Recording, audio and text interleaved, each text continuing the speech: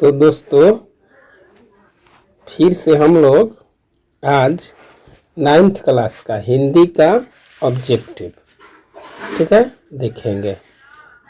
हिंदी का objective 9th class. चलिए देखते हैं। हम लोग का आज का पहला क्वेश्चन है कि शिव पूजन सहाय का जन्म कब हुआ था। तो 1893 में। शिव पूजन सहाय का जन्म किस जिले में हुआ था? बक्सर। ठीक है। अगला क्वेश्चन, 10वीं पास करने के बाद शिव पूजन सहाय के बारे में बात हो रहा है। लेखक हैं 10वीं पास करने के बाद उन्होंने कौन सी नौकरी की? तो कहाँ नौकरी की? बनारस में। बनारस में कौन सी नौकरी कर रहे थे? तो कौन नौकरी कर रहे थे? नकल नवीस। शिव पूजन सहाय का मृत्यु बताइए कब हुआ था? 1963 में। 1963 में। अगला क्वेश्चन है कि एकमात्र उपन्यास कौन सा था शिव पूजन सहाय का? एकमात्र उपन्यास, एक से अधिक नहीं, एक ही उपन्यास है। कौन सा है वो?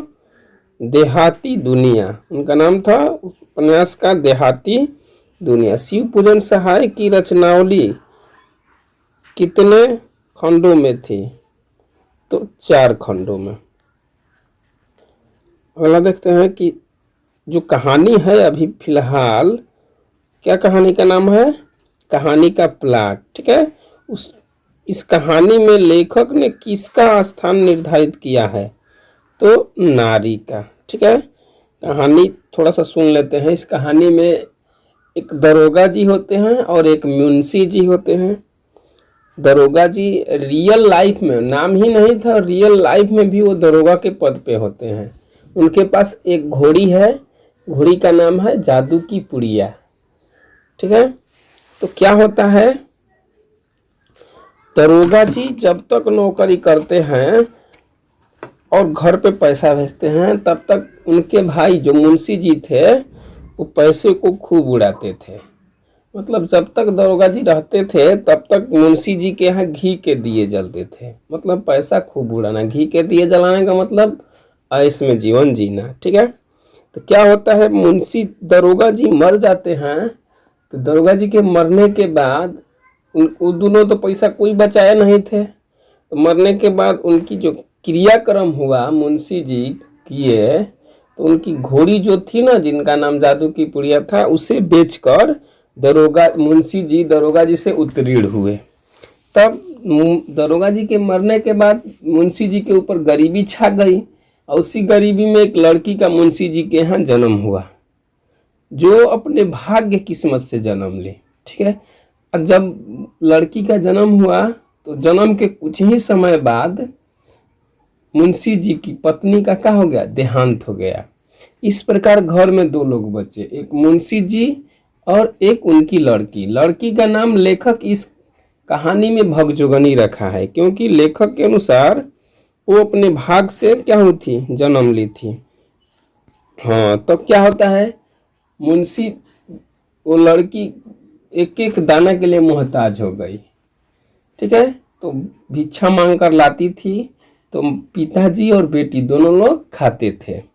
इस प्रकार समय बीतता गया। लड़की धीरे धीरे बड़ी हुई तो शादी का टेंशन हो गया मुंशी जी को।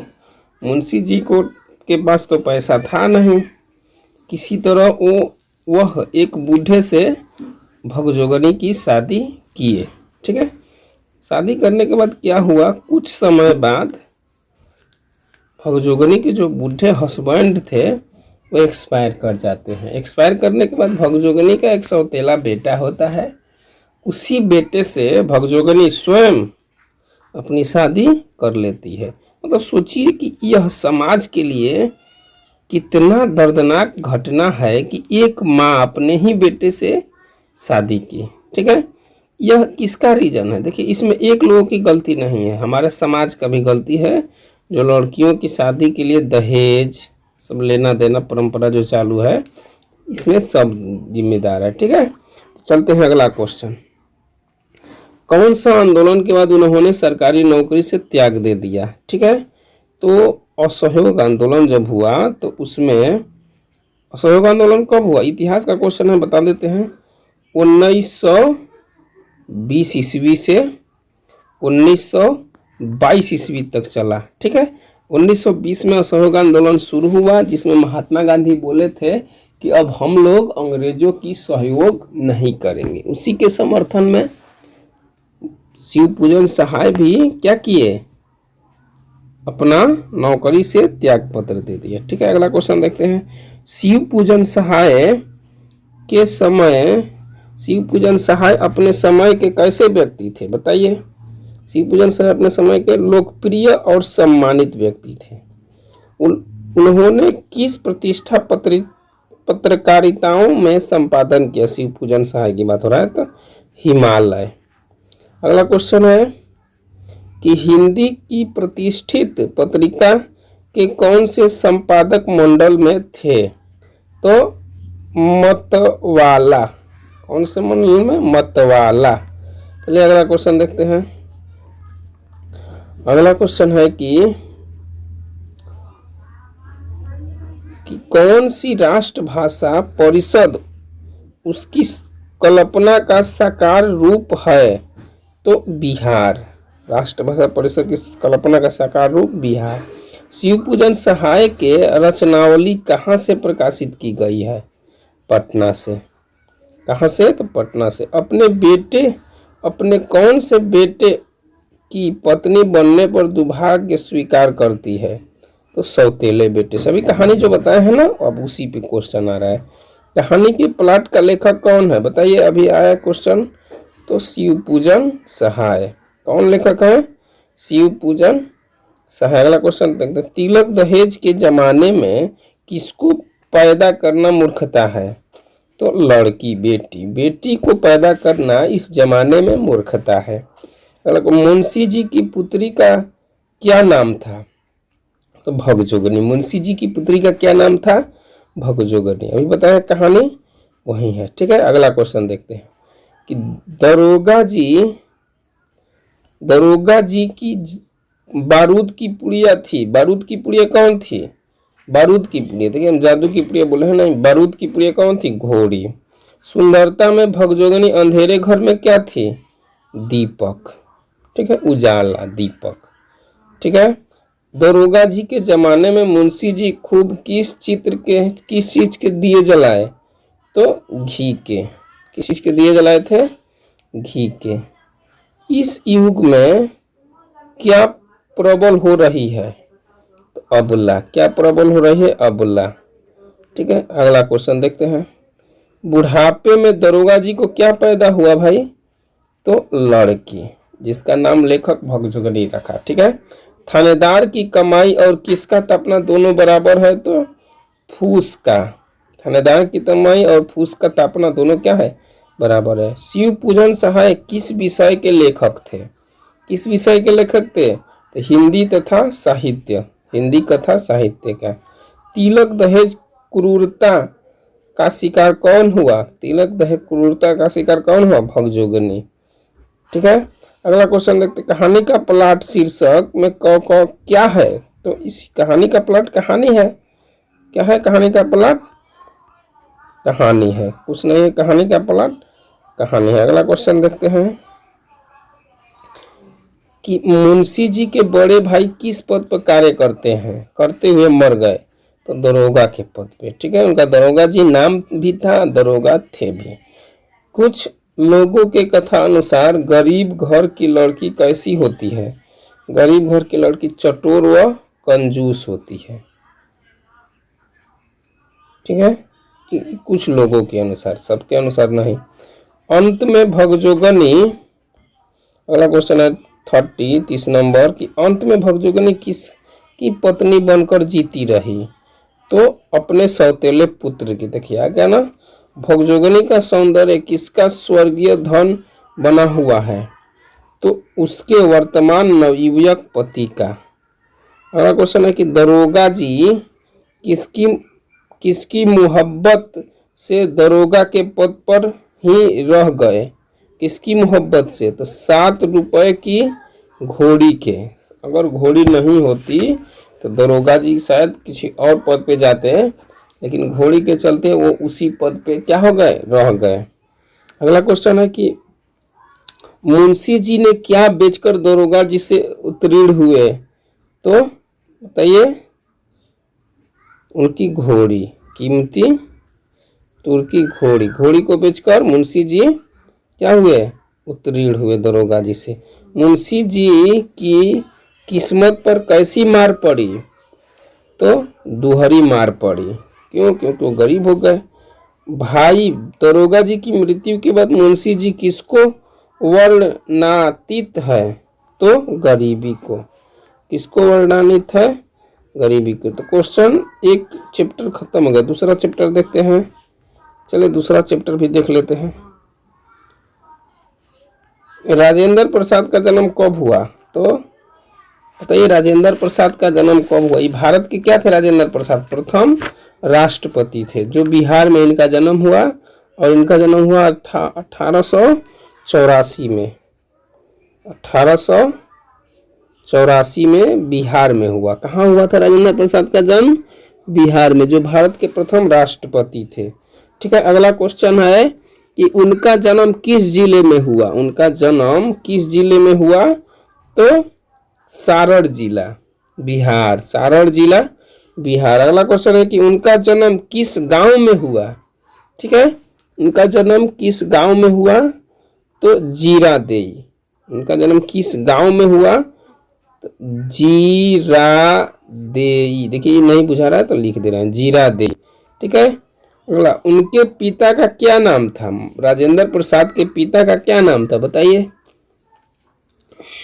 तो महादेव सहाय।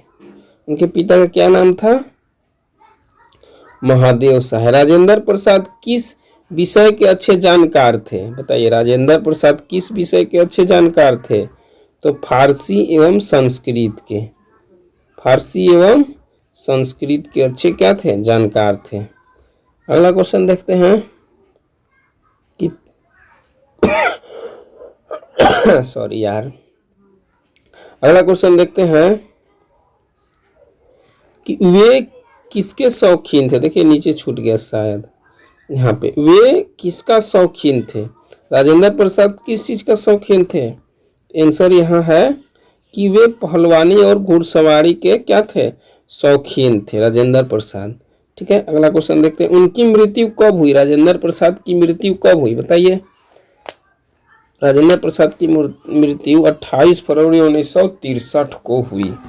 ठीक है, मतलब भारत के प्रथम राष्ट्रपति से, और राष्ट्रपति जब तक जिंदा रहे तब तक वो राष्ट्रपति बने रहे।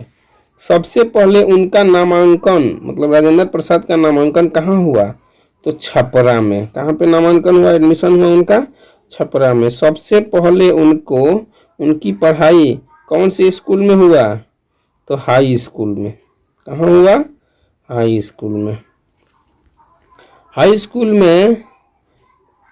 स्कूल में वे किस दर्जे में रखे गए थे? तो 8वें दर्जे में। 8वें दर्जे में। वार्षिक परीक्षा में कौन सा स्थान आए राजेंद्र प्रसाद?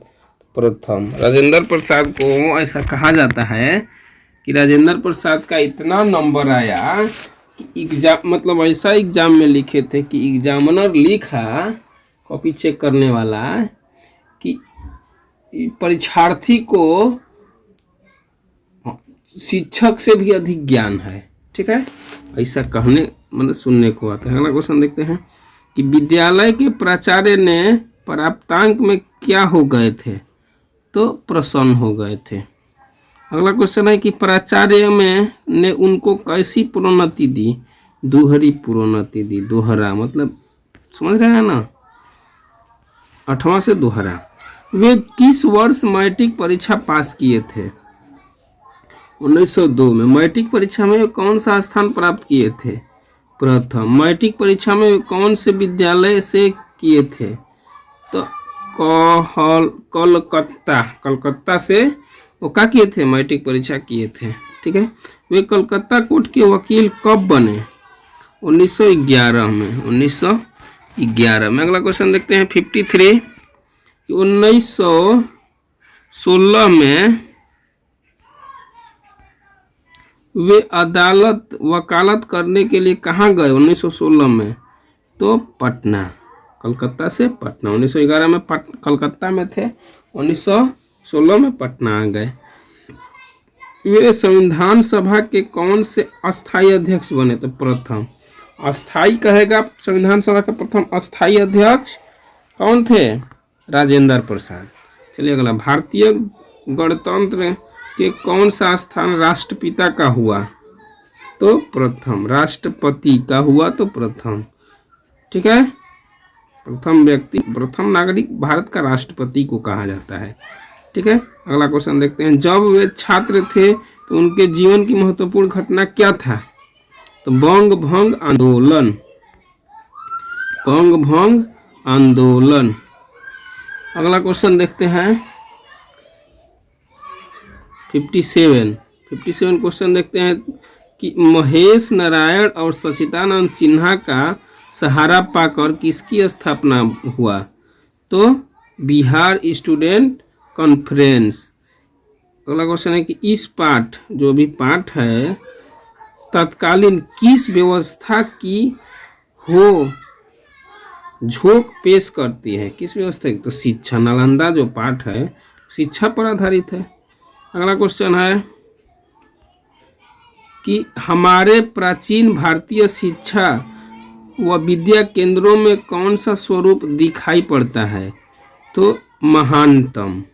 हमारे इतिहास का गौरवपूर्ण गाथा को समेटे हैं?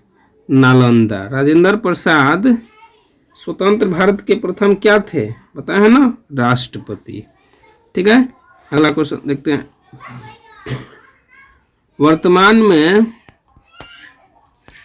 नालंदा में गर्म कुंड से 7 मील दूर क्या है?